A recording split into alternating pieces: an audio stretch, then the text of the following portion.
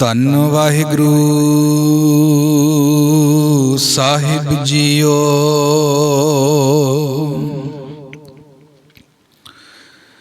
ਬਸੰਤ ਹਿੰਡੋਲ ਮਹਿਲਾ ਪਹਿਲਾ। ਰਾਜਾ ਬਾਲਕ ਨਗਰੀ ਕਾਚੀ, ਦੁਸ਼ਟਾ ਨਾਲ ਪਿਆਰੋ।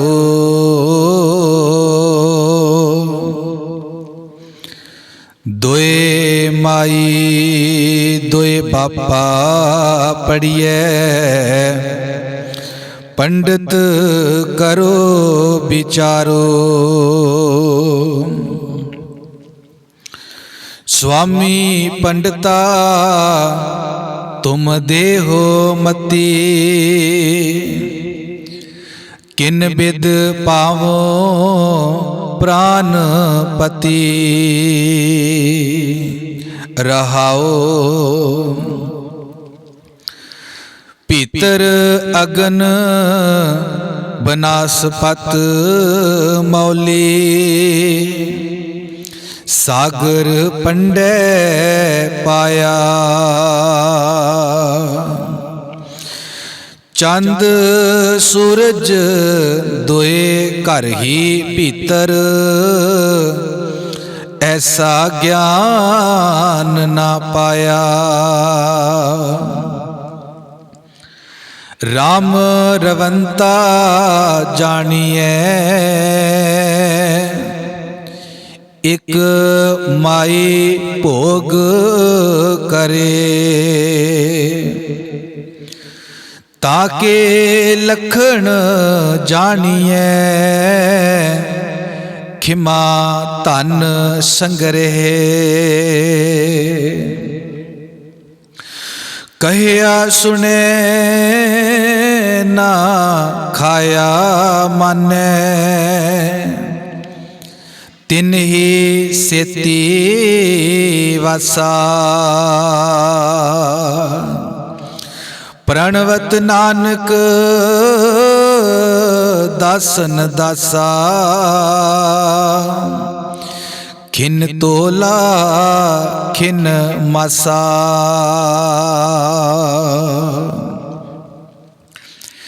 ये पावन शब्द गुरु नानक साहब महाराज जी का बसंत ते हिंडोल राग अंदर 1171 अंक दे उत्ते सुभाईमान है।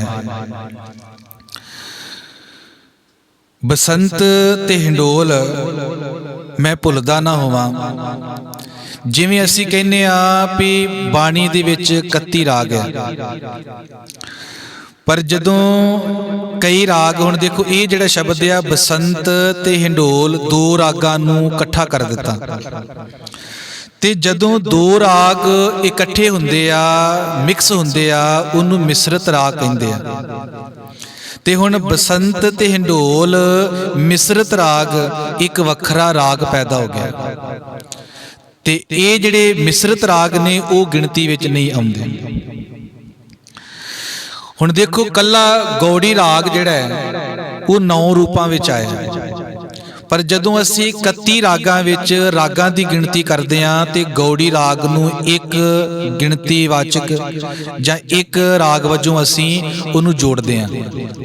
पर गौड़ी राग 9 रूपां विच आया, जिवें गौड़ी दीपकी महला पहला, जिवें गौड़ी पूर्वी महला पहला। ते इस तरह गौड़ी राग 9 रूपां विच आया जी। आओ इस शब्द दे आपां अखरी अर्थ करने आ। धन गुरु नानक साहब महाराज ना ये शब्द तो पता लगता है भी पंडित जी नाल विचार करते हैं। ते पंडित भी वो जो बहुत सियाणा है, ये शब्द दियां गल्लां तो ये शब्द दे जिहड़े वर्ड ने जो शब्द वरते आ उन्हां तो पता लगता है भी जिहड़ा पंडित है ना, जिहड़ा गुरु नानक साहब नाल गलबात जो कर रहे ने वो पंडित बहुत विद्वान ते सियाणा है। ਆਓ ਆਪਾਂ ਰਹਾਉ ਦੇ ਬੰਦ ਤੋਂ ਵਿਚਾਰ ਆਰੰਭ ਕਰਦੇ ਹਾਂ।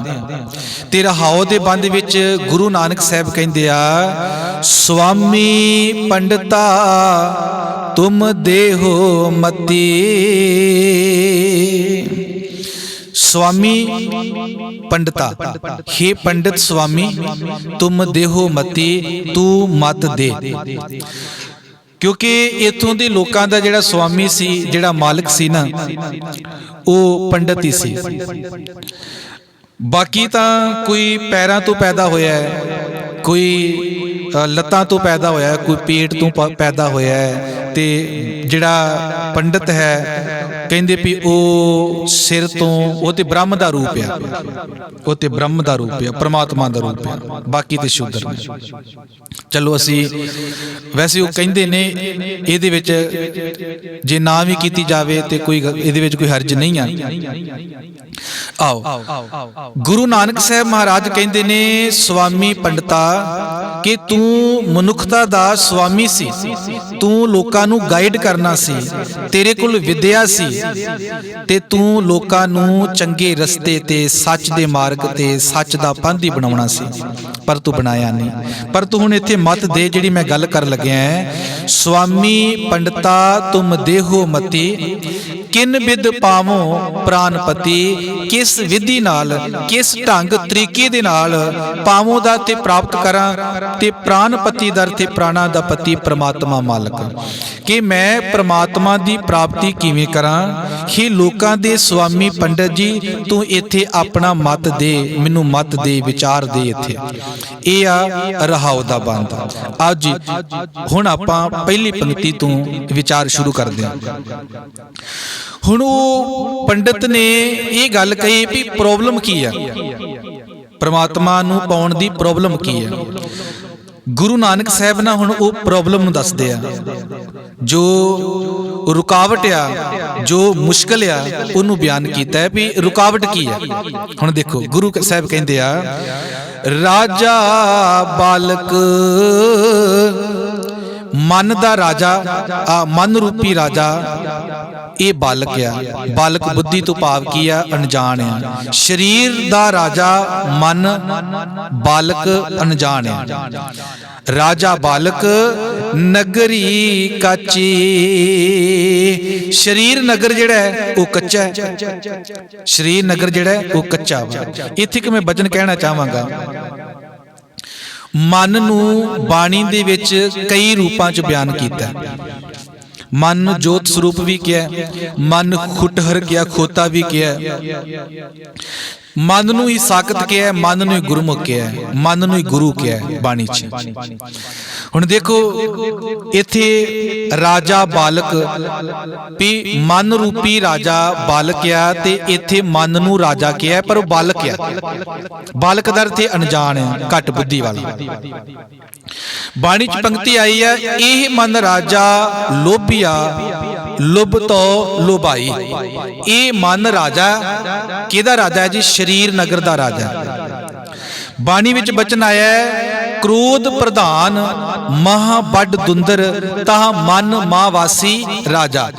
ਮਨ ਰਾਜਾ ਵਾ ਸਾਡੇ ਸਰੀਰ ਦਾ, ਸਾਡੇ ਸਰੀਰ ਅੰਦਰ ਮਨ ਜਿਹੜਾ ਹੈ ਉਹ ਰਾਜਾ।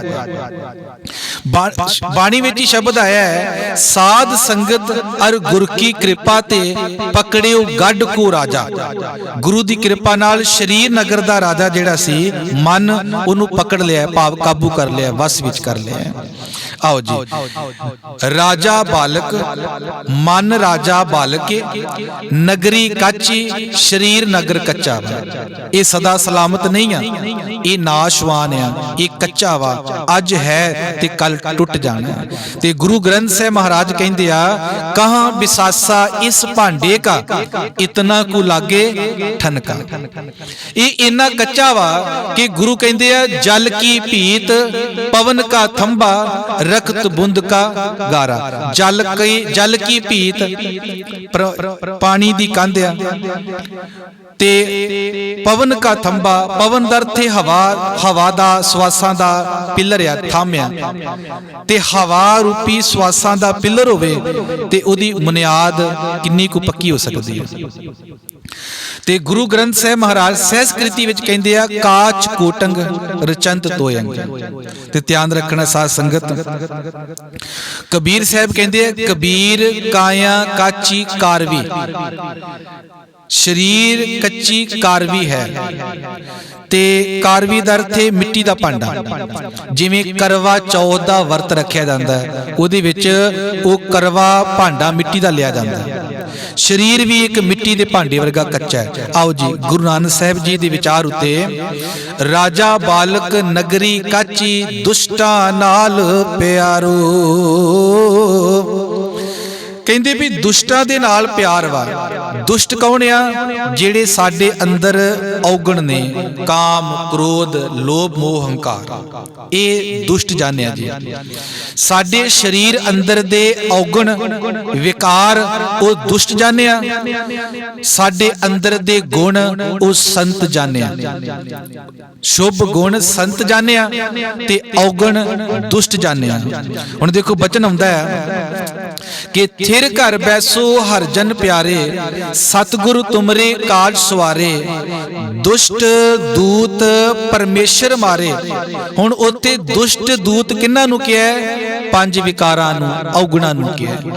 ਦੁਸ਼ਟ ਦੂਤ ਪਰਮੇਸ਼ਰ ਮਾਰੇ।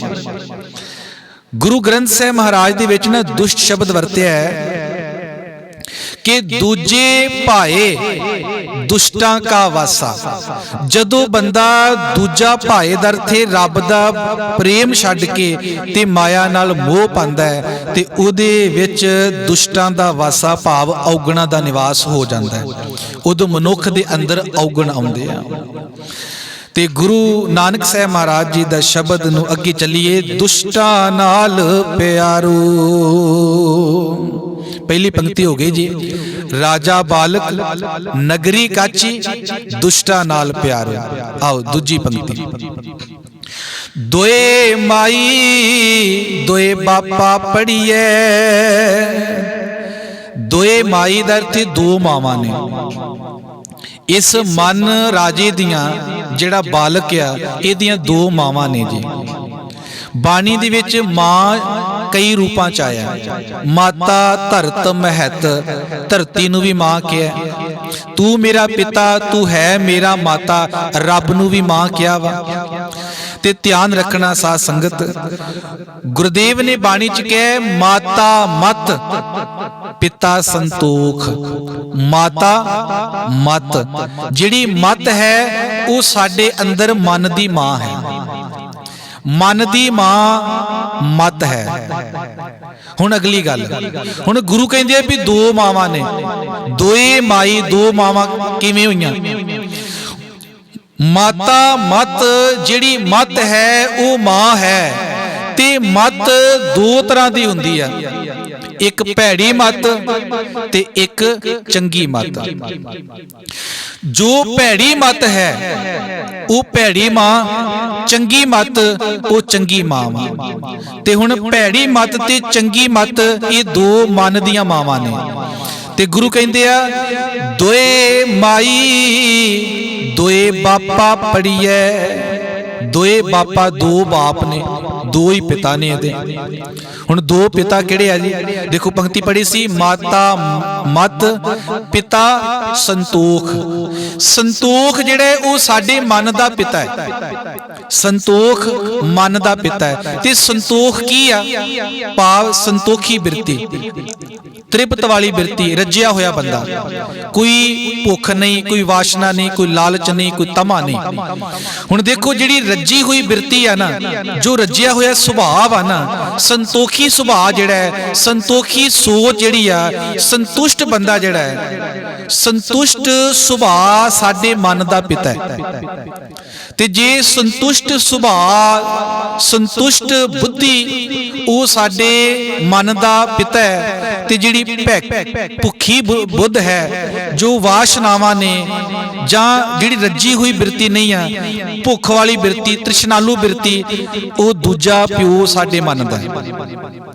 ਹੁਣ ਕਹਿ ਲਓ ਵੀ ਸੰਤੋਖ ਸਾਡਾ ਮਨ ਦਾ ਪਿਤਾ ਹੈ ਤੇ ਅਨਸੰਤੋਖ, ਸੰਤੋਖ ਤੋਂ ਉਲਟ ਸੁਭਾਅ, ਸੰਤੋਖ ਤੋਂ ਉਲਟੀ ਅਵਸਥਾ ਜਿਹੜੀ ਆ ਮਨ ਦੀ, ਉਹ ਸਾਡੇ ਮਨ ਦਾ ਪਿਤਾ ਵਾ। ਸੰਤੋਖ ਤੇ ਅਨਸੰਤੋਖ ਇਹ ਦੋ ਬਾਪ ਨੇ ਸਾਡੇ ਪਿਤਾ, ਸਾਡੇ ਮਨ ਦੇ।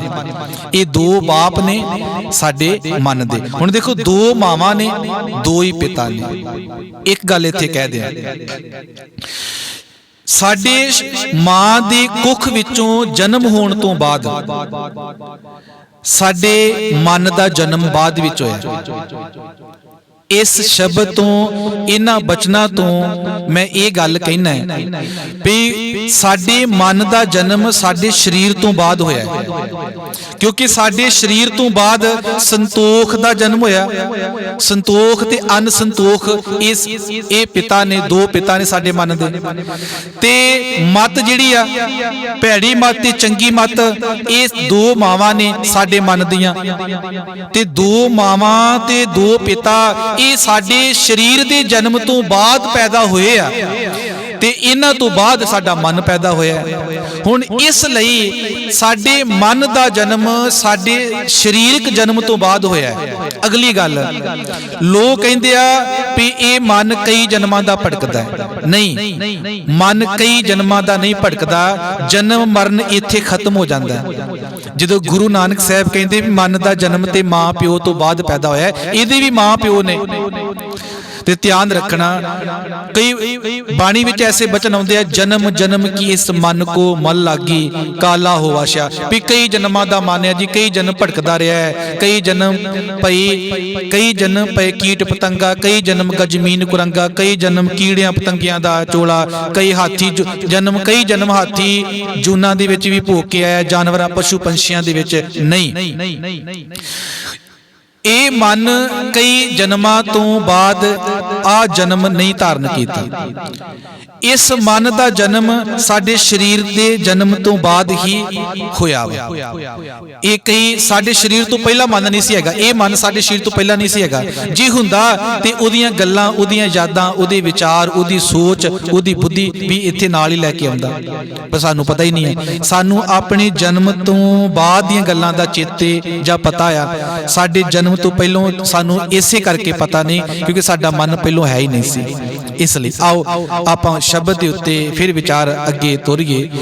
ਗੁਰੂ ਨਾਨਕ ਸਾਹਿਬ ਕਹਿੰਦੇ ਆ, ਦੋਏ ਮਾਈ ਦੋਏ ਬਾਪਾ ਪੜੀਏ, ਪੰਡਤ ਕਰੋ ਵਿਚਾਰੋ। हे ਪੰਡਤ, ਵਿਚਾਰ ਕਰ ਵੀ ਦੋ ਮਾਵਾਂ ਨੇ, ਦੋ ਹੀ ਇਹਦੇ ਬਾਪ ਨੇ, ਦੋਏ ਬਾਪਾ ਪੜੀਏ ਦਰ ਤੇ ਪੜੇ ਜਾਂਦੇ ਆ, ਕਹੇ ਜਾਂਦੇ ਆ, ਆਖੇ ਜਾਂਦੇ ਆ। आओ जी, अगला बचन रहाओ दसी पढ़ लिया। स्वामी पंडिता तुम देहो मती, किन बिद पामो प्राणपति रहाओ।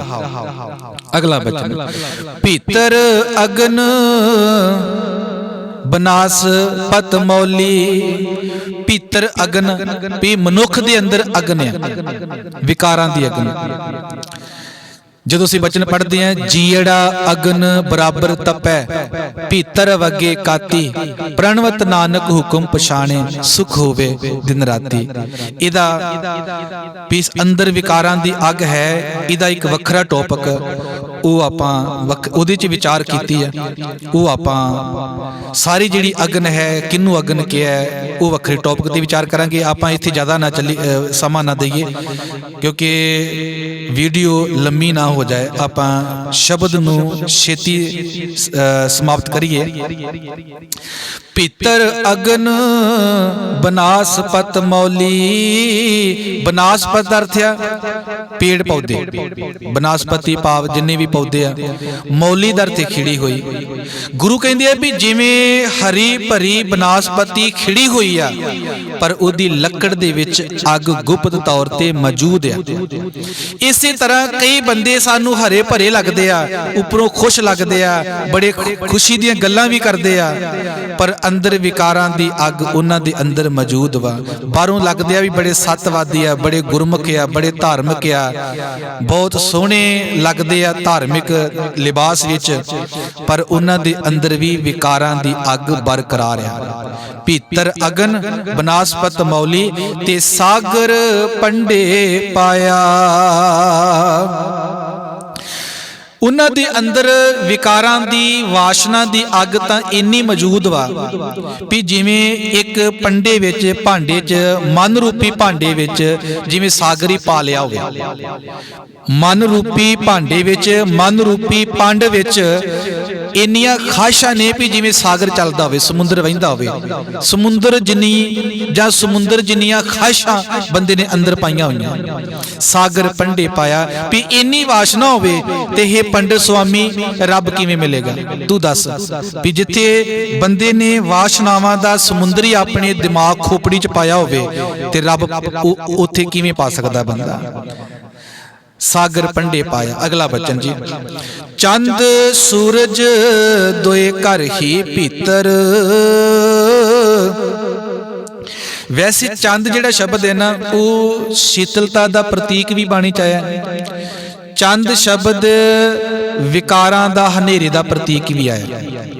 ਜਿਵੇਂ ਅਸੀਂ ਪੜ੍ਹਦੇ ਆ ਨਾ, ਕੂੜ ਅਮਾਵਸ ਸੱਚ ਚੰਦਰਮਾ ਦਿਸੇ ਨਾਹੀ ਕਾਂ ਚੜਿਆ। ਜਦੋਂ ਕੂੜ ਦੀ, ਹਨੇਰੇ ਦੀ ਮੱਸਿਆ ਹੁੰਦੀ ਹੈ ਨਾ, ਤੇ ਮੱਸਿਆ ਵਾਲੇ ਦਿਨ ਜਿਹੜਾ ਸੱਚ ਦਾ ਚੰਦਰਮਾ ਹੈ ਨਾ, ਉਹ ਛਿਪ ਜਾਂਦਾ ਹੈ। ਤੇ ਗੁਰੂ ਮਹਾਰਾਜ ਉੱਥੇ ਜਿਹੜਾ ਚੰਦਰਮਾ ਸ਼ਬਦ ਵਰਤਿਆ, ਸੱਚ ਦਾ ਚੰਦਰਮਾ, ਬਾਣੀ ਦੇ ਵਿੱਚ ਵੈਸੇ ਕਈ ਰੂਪਾਂ 'ਚ ਆਇਆ ਹੈ, ਪਰ ਇੱਥੇ ਆਪਾਂ ਦੋ ਰੂਪ ਲੈਣੇ ਆ। ਚੰਦ, ਜਿਹੜਾ ਚੰਦ ਹੈ ਉਹ ਸ਼ੀਤਲਤਾ ਦਾ ਪ੍ਰਤੀਕ ਹੈ, ਔਰ ਸੂਰਜ ਤਪਸ਼ ਦਾ ਪ੍ਰਤੀਕ ਹੈ। ਚੰਦ ਸ਼ੀਤਲਤਾ ਦਾ, ਸ਼ਾਂਤੀ ਦਾ ਪ੍ਰਤੀਕ ਹੈ, ਤੇ ਸੂਰਜ ਤਪਸ਼ ਦਾ, ਵਿਕਾਰਾਂ ਦਾ, ਵਾਸ਼ਨਾਵਾਂ ਦਾ ਪ੍ਰਤੀਕ ਹੈ। ਤੋ ਗੁਰੂ ਸਾਹਿਬ ਕਹਿਣਾ ਚਾਹੁੰਦੇ ਆ ਵੀ ਸ਼ਾਂਤੀ ਵੀ ਅੰਦਰ ਆ ਤੇ ਵਾਸ਼ਨਾਵਾਂ ਦੀ ਤਪਸ਼ ਵੀ ਅੰਦਰ ਆ। ਹੁਣ ਜੇ ਬੰਦਾ ਵਾਸ਼ਨਾਵਾਂ ਦੀ ਤਪਸ਼ ਨੂੰ, ਚਿੰਤਾ ਨੂੰ, ਟੈਨਸ਼ਨ ਨੂੰ, ਦੁੱਖ ਨੂੰ ਵੀ ਅੰਦਰੋਂ ਮਹਿਸੂਸ ਕਰਦਾ ਹੈ ਤੇ ਅੰਦਰ ਸ਼ਾਂਤੀ ਵੀ ਅੰਦਰ ਹੈ, ਉਹਨੂੰ ਕਿਉਂ ਨਹੀਂ ਮਹਿਸੂਸ ਕਰਦਾ? ਇਹ ਦੋਵੇਂ ਚੀਜ਼ਾਂ ਘਰ ਨੇ, ਦੁੱਖ ਵੀ ਅੰਦਰ ਆ, ਸੁੱਖ ਵੀ ਅੰਦਰ ਆ। ਤੇ ਹਜ਼ੂਰ ਕਹਿੰਦੇ ਆ, ਚੰਦ ਸੂਰਜ ਦੋਏ ਘਰ ਹੀ ਭੀਤਰ। ਘਰ ਹੀ ਭੀਤਰ, ਘਰ ਦੇ ਵਿੱਚ ਐਸਾ ਗਿਆਨ ਨਾ ਪਾਇਆ। ਕਹਿੰਦੇ ਇਸ ਤਰ੍ਹਾਂ ਦਾ ਗਿਆਨ ਪ੍ਰਾਪਤ ਨਹੀਂ ਕੀਤਾ ਲੋਕਾਂ ਨੇ। ਹੇ ਸੁਆਮੀ ਪੰਡਤਾ, ਹੇ ਪੰਡਤ, ਤੂੰ ਇਹਦੇ ਤੇ ਗਿਆਨ ਦੇ ਵਿਚਾਰ ਕਰ। ਅਗਲਾ ਬਚਨ, ਰਾਮ ਰਵੰਤਾ ਜਾਣੀਐ। ਰਾਮ ਰੱਬ ਨੂੰ, ਰਵੰਤਾ ਦਾ ਅਰਥ ਆ ਰਮਣ ਕਰਨਾ, ਜਪਣਾ। ਜਾਣੀਏ ਦਾ ਅਰਥ ਜਾਣਿਆ ਜਾਂਦਾ ਹੈ। ਉਹ ਰੱਬ ਨੂੰ ਜਪ ਰਿਹਾ, ਜਾਣਿਆ ਜਾਂਦਾ ਹੈ, ਉਹ ਰੱਬ ਦੀ ਭਗਤੀ ਕਰ ਰਿਹਾ। ਕਿਹੜਾ ਜੀ? ਇੱਕ ਮਾਈ ਭੋਗ ਕਰੇ। ਇੱਕ ਮਾਈ, ਇੱਕ ਮਾਂ ਦਾ ਭੋਗ ਕਰੇ, ਭੋਗ ਕਰਦੇ। ਭੋਗ ਕਰਦੇ ਦਾ ਅਰਥ ਮਾਰ ਦੇਵੇ, ਕਿਉਂਕਿ ਮਨ ਦੀਆਂ ਦੋ ਮਾਵਾਂ ਨੇ, ਮਾਤਾ ਮਤ ਤੇ ਮਤ ਦੋ ਤਰ੍ਹਾਂ ਦੀ ਹੁੰਦੀ ਹੈ, ਭੈੜੀ ਮਤ ਤੇ ਚੰਗੀ ਮਤ। ਗੁਰੂ ਕਹਿੰਦੇ ਵੀ ਇੱਕ ਮਾਂ ਨੂੰ ਮਾਰ ਦੇ, ਇੱਕ ਮਾਂ ਦਾ ਭੋਗ ਪਾ ਦੇ। ਤੇ ਉਹ ਕਿਹੜੀ ਮਾਂ ਵਾ? ਭੈੜੀ ਮਤ ਰੂਪੀ ਮਾਂ ਦਾ ਜਿਹੜਾ ਭੋਗ ਪਾ ਦੇ, ਵੀ ਜਿਹੜਾ ਆਪਣੇ ਅੰਦਰੋਂ ਭੈੜੀ ਮਤ ਮਾਰਦਾ ਤੇ ਚੰਗੀ ਮਤ ਪੈਦਾ ਕਰਕੇ ਉਹਦੇ ਅਨੁਸਾਰ ਜੀਵਨ ਗੁਜ਼ਾਰੇ, ਚੰਗੀ ਮਤ ਅਨੁਸਾਰ ਚੱਲੇ। ਤੇ ਉਹ ਪਤਾ ਲੱਗਦਾ ਵੀ ਇਹ ਬੰਦਾ ਨਾਮ ਜਪ ਰਿਹਾ।